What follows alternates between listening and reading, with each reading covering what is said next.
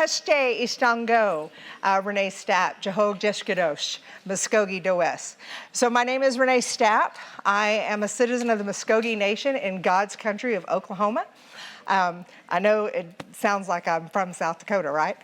And I am a grant management specialist with the Department of Justice, Office on Violence Against Women, Tribal Affairs Division. Oh. And I'm Jen Marsh, and I'm Renee's colleague in the Tribal Affairs Division at OVW as well. Oh, and I'm from Kansas. So we rival a lot. Oh, what happened to our thing? I don't know. Yep. Okay, so we're winging it. I don't know which slide's mine and which one's yours now. This is me. Okay, so a little bit about the Tribal Affairs Division. Y'all all heard from our fearless leader, our Deputy Director, Sherry Ann Moore, this morning. And I've been with OVW now, it'll be 2 years in October. My goodness, it's flown by. And when I started, there were 5 grant management specialists. And I can't remember off the top of our head, how many awards do we have in the office? Different programs? Yeah, just 5? No, awards. Oh. Hundreds. Yes. Hundreds Yeah. of awards. So you had 5 grant management specialists managing those awards. It was tough. And Sherry Ann, in all of her powers, was able to get increased funding and with tribal consultation, increased staff. So now we have 9. We have 9 grant management specialists, and we are able to really do one-on-one work with all of our grantees. We are able to do more site visiting, on-site monitoring, which is not a bad thing. So those of you that have had a site monitoring visit, it's a good thing. We're able to respond quicker, and we're able to create that one-to-one relationship with our grantees. Like, I know all of my grantees, just like Jen does. We know what they do. We know their work they're doing in the field. Half of them, I know who their kids are. I know who they're married to. We have that kind of relationship with our grantees. We have, like Sherry Ann said, her position is statutorily within the Violence Against Women Act. So our division really funnels around VAWA, around the Violence Against Women Act. We have the task force she talked about. We do a lot of training and technical assistance. I currently am managing a new TA technical assistance project. It's the men's work within the Violence Against Women. That's a brand new project with Fox Valley, so we'll have more information about that later. We do a lot of tribal specific initiatives. We've got the HRT, the Healing Response Team. What else? There's a financial assistance. Oh, the financial assistance. Is that posted right now? Not yet. Not yet. Will be soon, though. We have the Tribal Sexual Assault Specific Program, and we work with a ton of other agencies. I manage the Tribal SALSA, the Special U.S. Attorney Project as well, and we work with like BJA, OVC, HHS, all the other alphabet, the federal alphabet. We work with pretty much everybody. Next slide. All right, so we are going to talk a little bit more in depth about 2 of our Tribal Affairs Division grant programs.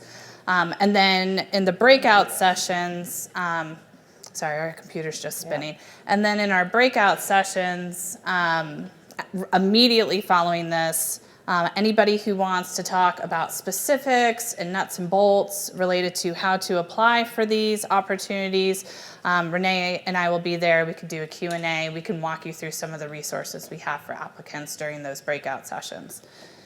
So the first one I'm going to talk about is our Grants to Indian Tribal Governments Program, or we call it Tribal Governments Program, or TGP.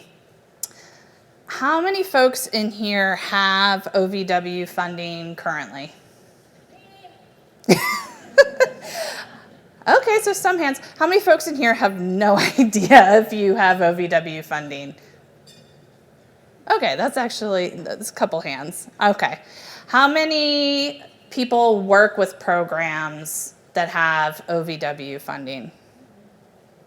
Okay, so some. So for those who are raising your hands, are you healthcare providers? Yes, I'm seeing lots of heads nodding. That is terrific. We love seeing that. So Our Tribal Governments program is our largest grant program out of the Tribal Affairs Division. It's very large. We cover 12 different purpose areas that touch on the what we call our 5 crimes. So sexual assault, domestic violence, stalking, dating violence, and sex trafficking.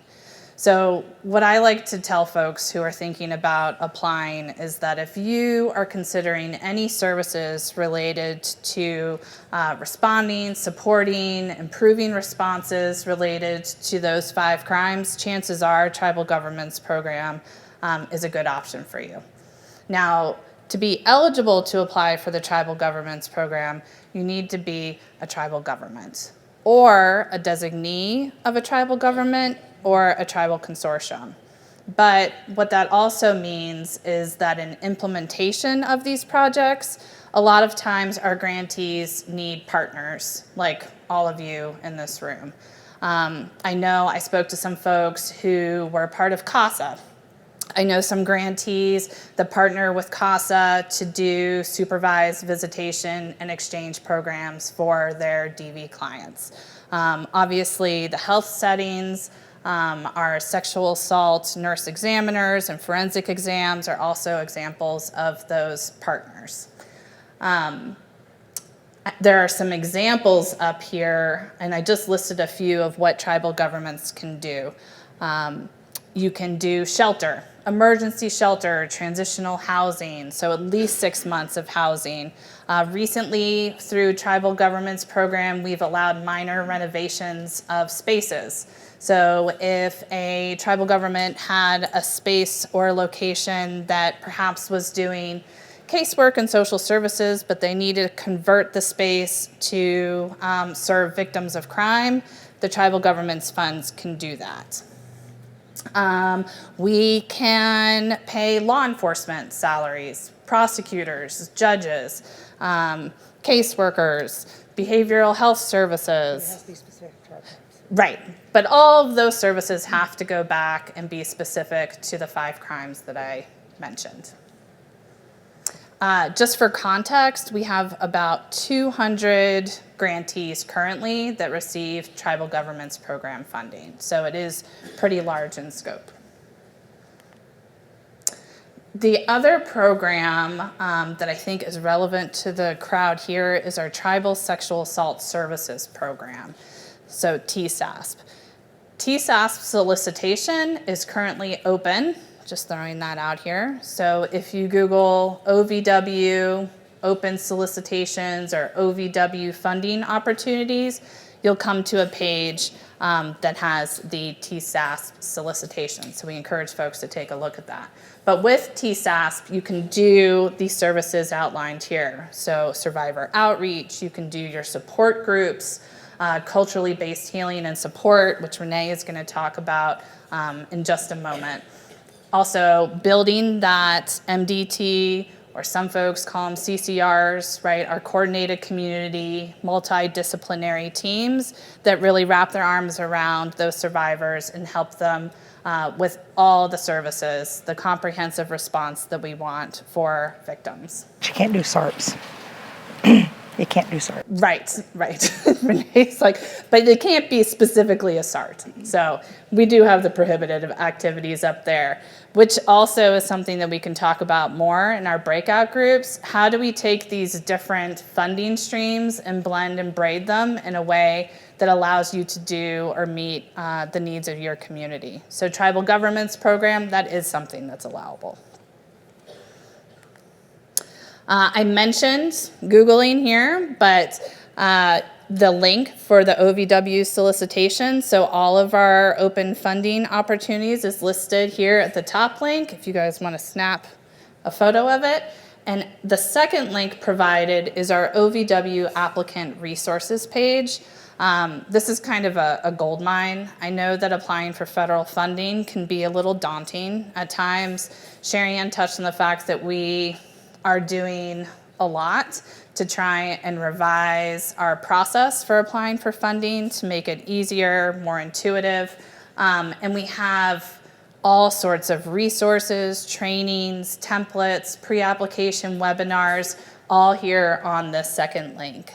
So if you're thinking about maybe applying, but you're not quite sure, you can go there. There's also contact information for each of the open solicitations on this page as well. And with that, I'm going to hand it over. And one of the things I want to mention is if you see OVW staff out doing funding presentations, if a solicitation is open, we really can't say a lot about the solicitation, the report. We can just basically quote from the solicitation the do's and don'ts. When this is just a hint for y'all that are interested. When the solicitation is not open and you have OVW staff at a conference or something, that is a time to snatch them up and say, hey, I need to talk about this, would this be allowable?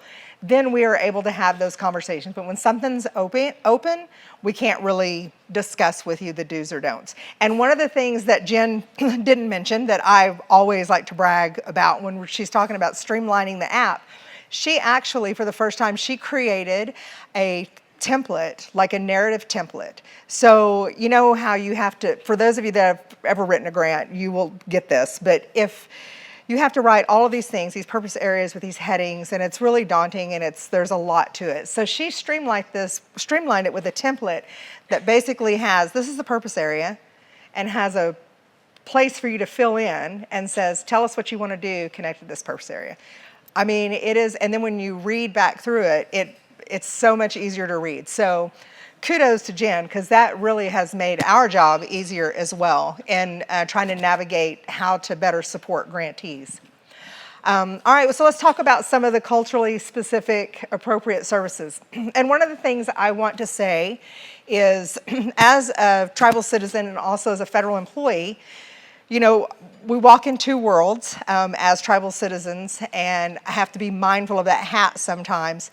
But one thing I want to say is representation matters, and having Sherry Ann as our deputy director, and then our immediate supervisor, Rebecca Jones, who is also a citizen of the Iowa tribe of Kansas, Kansas and Nebraska, Nebraska and Kansas. That representation has been so powerful for me as an employee, but also in the work that I do with my grantees, right? Because we have that representation and we have that voice to help lift that up on the federal side. So just wanted to give a shout out to that. And we pride ourselves in making sure that we are doing everything we can to incorporate the federal dollars to allow you to have culturally represented services within your communities. I know that Gail and Tanya talked a little bit about medicines this morning, and one of the questions we get, we get like 3 big questions every time about the federal funding, and it's usually, well, what can we do? Can we have sweat? Can we buy cedar? Can we buy sage? Yes, you can do all of those things. Is that on the next slide? Okay, sorry. You can do all of those things with OVW funding, with our tribal government's funding. Can we buy food? That's the other big thing, because you'll see all the time if you go to a conference, there's usually a disclaimer and says no, whatever the federal agency is, funding was used to provide this meal, because we cannot, and it's statute, we cannot buy food for just events, for things.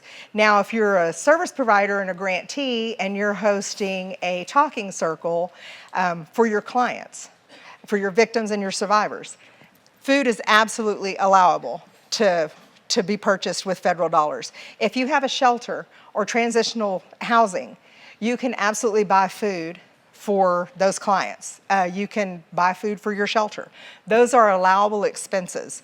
And that's probably the biggest question we get all the time. And so people don't put that in their grant or in their budget. And so we work with them to do what's called a GAM, which is a grant award modification. And we work with them to navigate through that so that they can try to move funds and some of the goals around so that they can provide these services. Traditional crafts, we have, what did we just buy? Like a ton of wild rice. Like I can't remember what grantee it is. I don't want to tell who it is, but It was, how much was it? Like it was a bunch of pounds. I don't know. We just bought a ton, or not, we didn't buy it. We authorized for a tribe to buy like a whole bunch of wild rice because that's part of their culture. So in the medicines, there is kind of a disclaimer. So you can purchase sage, cedar, berries, certain things like that you use within your ceremonies. My tribe usually, we use cedar, not so much, don't see a lot of sage in Oklahoma, but tobacco is prohibited. Commercial tobacco is prohibited. And I know that Sherry Ann is in some conversations with folks. We are trying to navigate that because we understand that that is probably one of the most powerful medicines that we have. Animal therapy. So we have some grantees that do a lot of work with horses.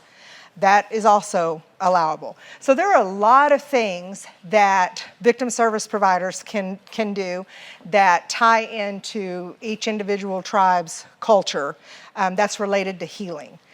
How many direct service providers are in the room by show of hand? Quite a few.